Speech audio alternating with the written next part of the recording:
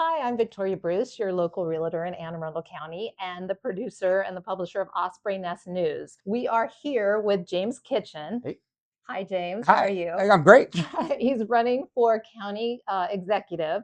And so we will be doing these interviews with all of the candidates. Okay. And generally, Osprey Nest News talks a lot about real estate because Okay. that's what we do.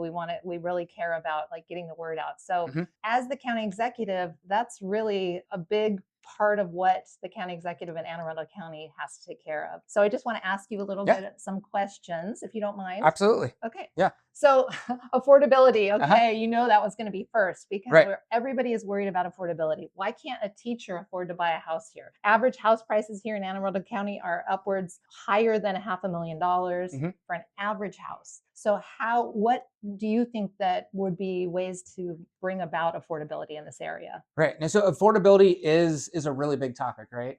And there's a couple things. I think with housing, a lot of it, to your point, like if you're looking at the average price of the overall houses, we keep building new homes that are above that average price, right? Right, $1 million, $1.5 million. So really the problem, what we have a shortage of is affordable housing. And I think we have to be laser focused on that. And so we actually have some luxury units that are sitting vacant, right? Like you have all those new units on Riva Road and they can't fill them. So on one hand, you have this really high priced housing that we can't get enough filled, right? But then you don't have enough of the housing that the people who live here and the people that work here actually need. And so I think government has a role in incentivizing the building community to work with us to build the type of housing that we actually need. And so in my mind, the metric is not like what are the total number of units that the county like permits or get built every year, but it's, what's the number of affordable units or really is what percentage of our residents are spending more than 30% on housing, right? Like that's what we have to get at. And there's lots of cool ways you can address that. But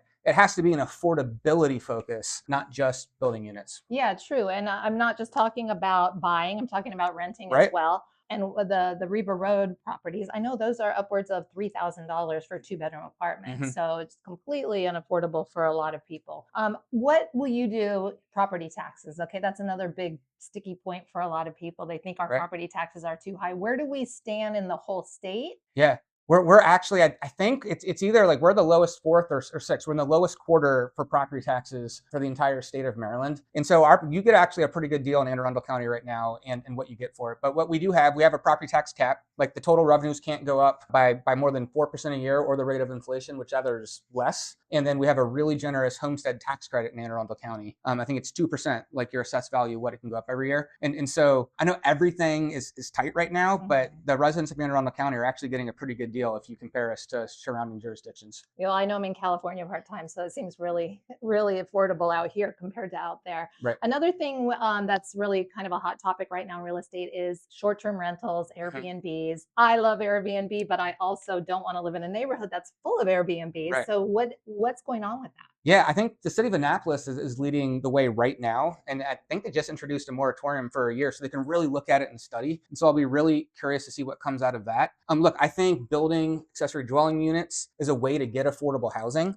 And it's a way to get it in parts of the county where there's not a ton of land to build on, right? Like we want people to put those units in their backyards or in their garages. But if we're going to incentivize that as a county, I do want to make sure it's actually helping the affordability crisis. And so that's my issue with Airbnbs. Right. For the Navy games and whatnot. No, we need them to help the people that need to work here and want to live here. So that would be the focus of that. And so for you, what do you feel would be your signature county executive move in the realm of real estate? What would you do different than any past administration? And what do you think would really help us? Yeah, no, so I think it is just like that focus on actual affordability. And affordability is more than just units and how much units sell for, right? It's life itself needs to be more affordable, like all of it. So it's a big picture thing. It is transportation. Like if you have to have 2 cars, 3 cars for a family, that makes life unaffordable. If we don't have access to good childcare, that makes life affordable. I was knocking doors the other day and talked to a woman who their child's elementary school was at 160% capacity. And so they pulled from the retirement to put their children in private school because they're like, this school isn't providing my child the education they need. That's not affordable, right? So it's not, we need to build neighborhoods. We need to build communities where people want to live and that work for everything, not just like, hey, how much are we paying in rent? So I think what I would do differently is just that focus on overall affordability and livability and how it all works together. Yeah, I think that's a big thing because I'm seeing a lot of developments, maybe like all the way out to Laurel. Anne Arundel County is huge. We're in Annapolis right now at a place called Art Farm, which is a very cool studio and a creative space. But communities being built in the middle of nowhere with nothing around them and no services and driving only. And we are notoriously not great on transportation, but that's a whole nother topic. It is. I'm going to let a producer Yasmin ask a question. I just wanted to own the Airbnb issues, Uh-huh. like big companies coming in, buying houses, and then turning them into Airbnbs. Is that happening here? Because I don't know. It does. It does happen. And you have venture capitalists and investors who are buying up places. Old Fourth Ward is happening in Annapolis. But you do have that coming in, and they're pushing out and making it less affordable for the people who really do need to live here. So it's something a lot of people think like we don't have enough inventory, but I was in Boise, Idaho for a wedding, and 3 of us rented houses right in the middle of a suburban neighborhood. So those places are not being available, and that's driving the prices up. So it's, it's really catch-22. Right. I love staying in them, but yeah, there has to be a good way to make it happen. Well, thank you, James. I wanted just to say, James is the first county executive to take public financing only. So congratulations on that. Thank you very much. I appreciate it. All right. Well, we'll see you at the polls. All right.